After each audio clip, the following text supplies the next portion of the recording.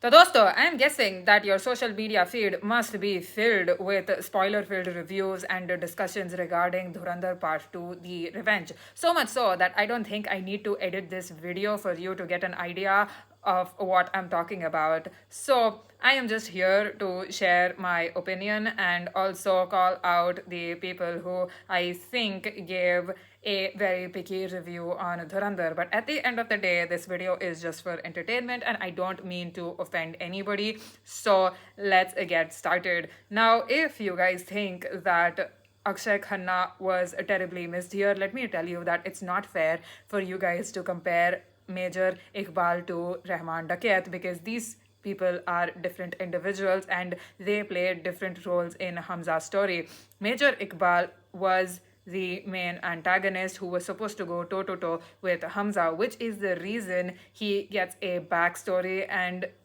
we need to know what Hamza is up against if the first movie hadn't made it clear already. And if that makes Major Iqbal less menacing, then I think that's very much a you problem because this actually shows a human side to Major Iqbal and how his upbringing was kind of messed up and turned him into a complete monster. Now, if you take Rahman Dakayat, he is a Sher-e-Baloch and he is a stepping stone for Hamza to get into a position of power and become a very important person in Liari. And it was very important for Hamza to be in Liari and to be in the position of power because, as he tells Jamil Jamal, whoever rules Liari rules Karachi, rules Pakistan at the end of the day.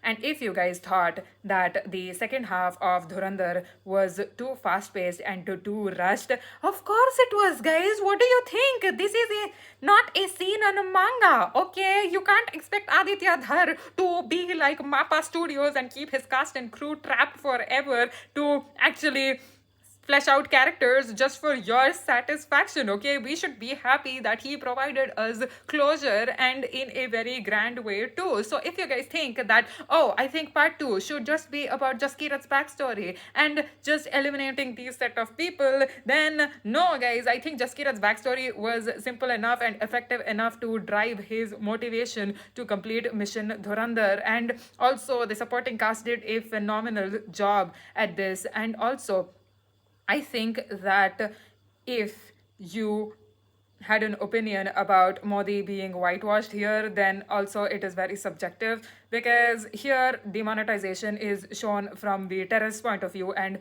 what effect it had on the terrorists, not from the common person's point of view and how demonetization affected the common person. And it's fine if it's treated as a master stroke because, like Aditya Dhar said, the Indian audience is pretty smart and it can distinguish propaganda from reality. So, I do think that the movie just leans into BJP's ideology, but it doesn't sugarcoat BJP or it doesn't glaze the government so much. I've seen bigger propaganda like Kashmir Files or Kerala Stories or people actually thinking that Aaron Yeager was right in choosing genocide in Attack on Titan.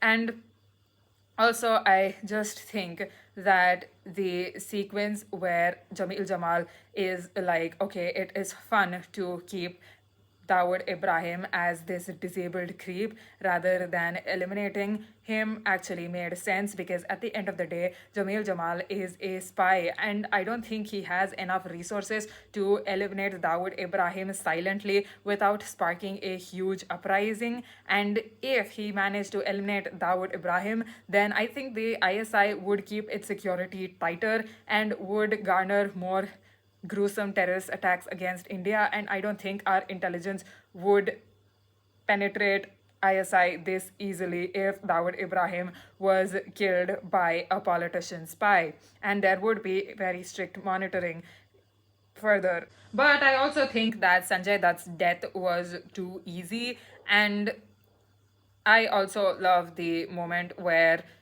R. Madhavan's arc just comes to a full circle when he forces the IC-814 terrorists to say Bharat Mata Ki Jai. The entire theater just applauded and cheered and hooted and made me deaf. But I don't care, it was worth it. I would just see Dhurandhar another time, just in uncensored version, even if I have to travel out of the country for it, because the football scene was done very well. A masterclass in detailing and filming, which really needs to be studied in Dhurandhar.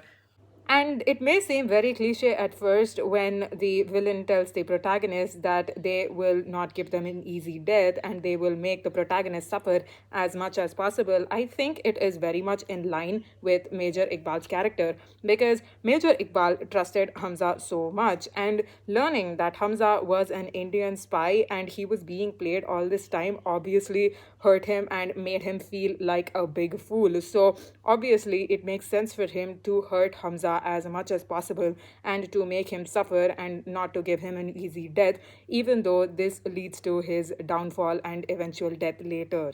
And I just think that Rasputin was too basic of a song for the situation at the end, because this is a very serious situation and Rasputin was just a satire, or maybe I just got too spoiled with Instagram reels and memes. Regardless, there was one question that was constantly at the back of my mind ever since I watched Dhurandhar Part 1, and it was, how was Ranveer Singh so convincing as a spy? How did he learn to blend in? And how did he know about the Baloch history or who these people were? And I got the answer in the mid-credit scene, so I'm really glad for that. And this movie gets major points for the song that plays in the ending and also leaving us on an open-ended note.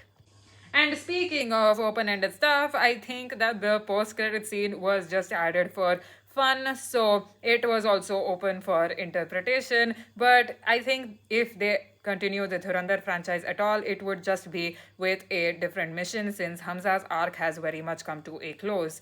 And this is the end of my spoiler filled review on Dhurandhar. So let me know your opinion in the comments down below. And if you've made it till here, I cannot appreciate you enough. You have nerves of steel. I'll see you in the next video. Thank you so much. And do let me know if you want me to make more spoiler filled reviews and long reviews of movies.